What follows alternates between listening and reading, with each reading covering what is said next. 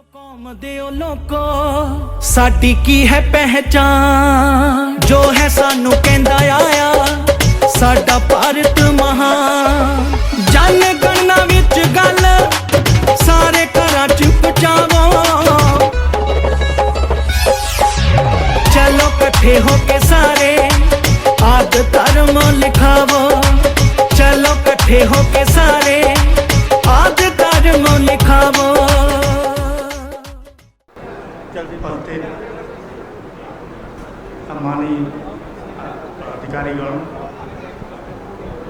सभागार में बैठे सारी संगत के लिए मैं परमपिता परमात्मा संत श्री गुरु रविदास महाराज जी के चरणों में वंदन करते हुए नमन करते हुए विनती करता हूँ कि गुरु रविदास महाराज की कृपा समाज के लिए संगत के लिए हमेशा बनी रहे।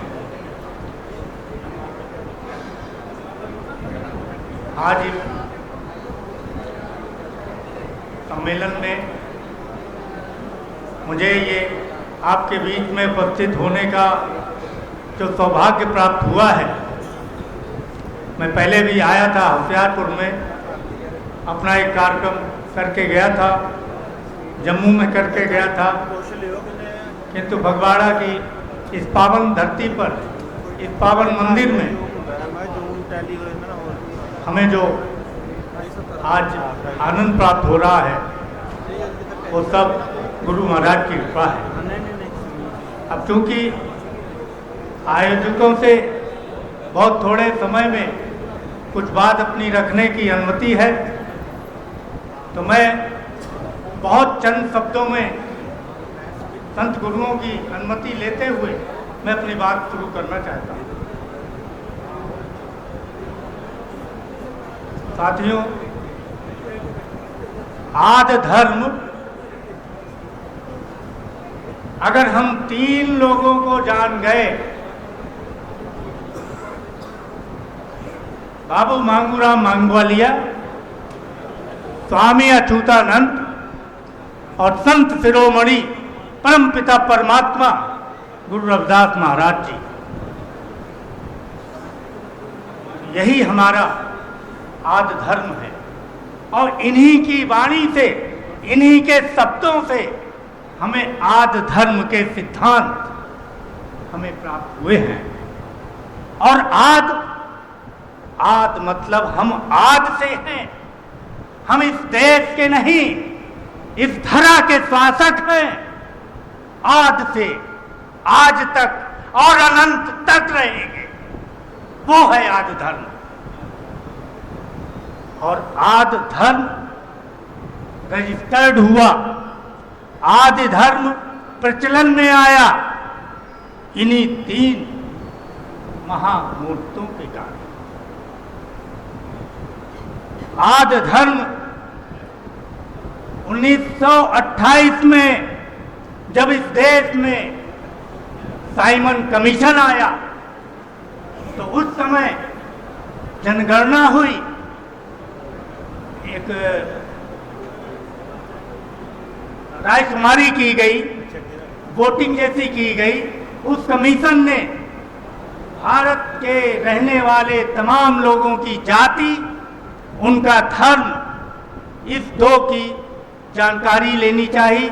और उसमें ब्राह्मण ने कहा कि हम ब्राह्मण हैं, क्षत्रिय ने कहा हम क्षत्रिय हैं, बनिया ने कहा हम बनिया हैं। ब्राह्मण ने ये नहीं कहा कि हम चतुर्वेदी हैं, हम मिश्रा हैं, हम वाजपेयी हैं, नहीं, ब्राह्मण कहा। लेकिन इस देश की बहुसंख्यक शेड्यूल्ड कास्ट की जो बहुसंख्यक आबादी है वो चमार जाति की है। और चमार जाति के लोगों ने, किसी ने अपने को चमार कहा, किसी ने रैदास कहा, किसी ने कुरील कहा, किसी ने सूर्यवंशी कहा, और इस तरह तमाम जातियां यहाँ रजिस्टर्ड हुई। और उसी थी उन्हीं सब जातियों की एक सूची तैयार हो गई।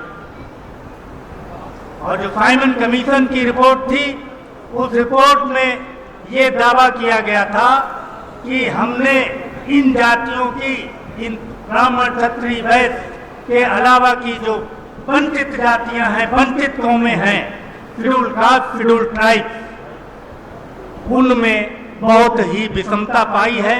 उनके लिए विशेष रूप से सरकारों को ध्यान देने की आवश्यकता है, ताकि वो समता और समानता की मुख्य धारा से जुड़ के राष्ट्र के विकास के लिए, राष्ट्र की एकता के लिए, राष्ट्र की अखंडता के लिए काम कर सके। और ये हुआ। इसमें फिर हमारे लोगों ने, हमारे महापुरुषों ने अपने लिए विशेष सुविधाएं मांगी। क्यों मांगी? क्योंकि विशेष सुविधाएं अंग्रेजी हुकूमत ने पहले ही हमें दी हुई थी और उनकी तरफ ध्यान आकर्षण करने का श्रेय बाबू मांगूराम मांगूवालिया जी को जाता है, स्वामी अच्युतानंद जी को जाता है, और गुरु रविदास की वाणी जाती है। गुरु रविदास जी के कर्म जो शब्द हैं वो जाते हैं, वो श्रेय लेते हैं इस चीज का कि उन्होंने कहा है, ऐसा चाहूं राज में मिले सबन को अन्न, और तब रविदास जी रहेंगे प्रसन्न। और यही संविधान में है, यही संविधान में है समता और समानता, बंधुत्व और भाईचारा। तो बाबा साहब कहाँ से बीच में आ गए? बाबा साहब को बनाने वाले स्वामी अच्युतानंद जी हैं, बाबा साहब को बनाने वाले बाबू मांगूराम मांगूवालिया जी हैं, बाबा साहब को प्रेरणा देने वाले गुरु रविदास जी के शब्द हैं। और उसी होते होते इन सवर्णों ने अपनी चाल चल के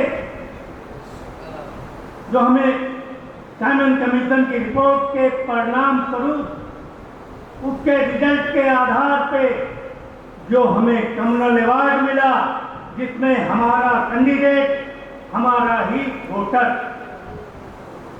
उस कम्युनल अवार्ड को इन्होंने खारिज कराने के लिए पूना पैक किया। और पूना पैक ऐसे ही नहीं हो गया, पूना पैक हुआ, शर्तों के आधार पर हुआ। कुछ कंडीशन थी, उन कंडीशन को आज तक नहीं माना गया है, ना ही रिजर्वेशन आज तक पूरा किया गया है।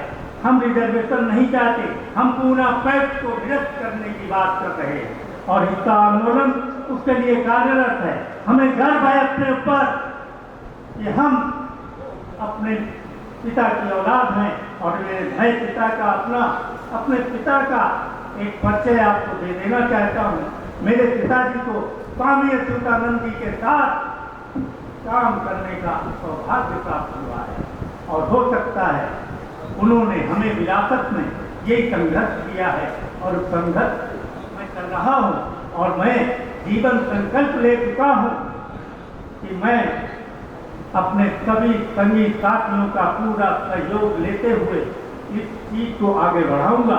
यहाँ से इंग्लैंड तक हम लोग चलेंगे और पूना पैक्ट को निरस्त करेंगे, और हम स्वतंत्र निर्वाचन अपने लिए लागू करा के रहेंगे, पूना पैक्ट की सारी शर्तों को खत्म करते हुए, और आगे हम लोग मिलते रहेंगे, आते रहेंगे, सलाह होता रहेगा। बहुत बहुत धन्यवाद आप सबका। धन्यवाद जी, बहुत बहुत धन्यवाद कि इन्होंने सम्मान करके विद्या प्रकाश पुरी सिकंदराबाद तो आए हैं, बहुत बहुत धन्यवाद। तो हुण मैं क्योंकि बुलारे कुछ बहुत दूर तो आए, उन्होंने छत्तीसगढ़ तो आए ने KR पैगवाल जी, KR पैगवाल छत्तीसगढ़ तो जो इतने साढ़े बच्चे आए ने।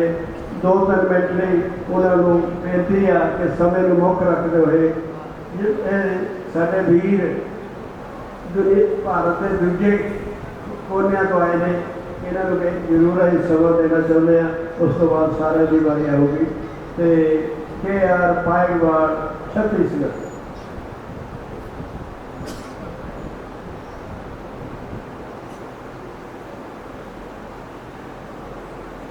शिरोमणि गुरु रविदास श्री करुणामणि सत्संग